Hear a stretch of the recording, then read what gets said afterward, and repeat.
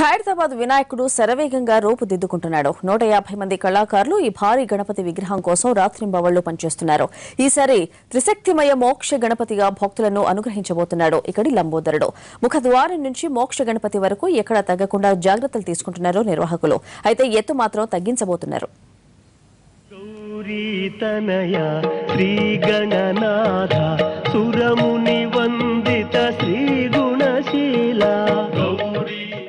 ఖైరతాబాదులో దర్శనమివ్వబోతున్న త్రిశక్తి గణపతి రూపమిది. లక్ష్మీ సరస్వతి అమ్మవార్లతో కలిసి కొలువుదీరబోతున్నాడు. ఖైరతాబాదులో వినాయక ఉత్సవాలు ప్రారంభమై 60 ఏళ్లైన సందర్భంగా నిరుడు 60 అడుగుల భారీ విగ్రహాన్ని ఏర్పాటు చేసిన నిర్వాహకులు ఇక నుంచి కొన్నేళ్ల వరకు ఏడాదికో అడుగు చొప్పున ఎత్తు తగ్గించాలని నిర్ణయించారు.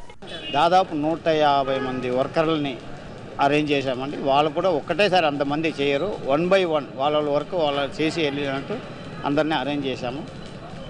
టైంలో ఈ వినాయకుడిని అందరికీ అందజేయడానికి ఈ సంవత్సరం బాగా అందంగా భక్తులు ఆకర్షణ ఉండాలనే విధంగా డిజైన్ చేయడం జరిగింది. జూన్ 12న కర్రపూజతో గణేశుడి విగ్రహ నిర్మాణానికి అంకురార్పణ జరిగింది. 26న వెల్డింగ్ పనులు ప్రారంభమయ్యాయి. వినాయక చవితికి వారం రోజుల ముందే విగ్రహాన్ని సిద్ధం చేయాలన్న పట్టుదలతో ఉన్నారు నిర్వాహకులు. ఏటాలాగే ఈసారి కూడా తూర్పుగోదావరి జిల్లా తాపేశ్వరం నుంచి 5,500 కిలోల లడ్డూను తెప్పించబోతున్నారు. 60 సంవత్సరాల నుండి వినాయకుని చేసుకుంది. ఇది 61 సంవత్సరం. ఇది గత సంవత్సరం మేము చెప్పినట్లుగా 60 అడుగుల వినాయకుని చేసినాము.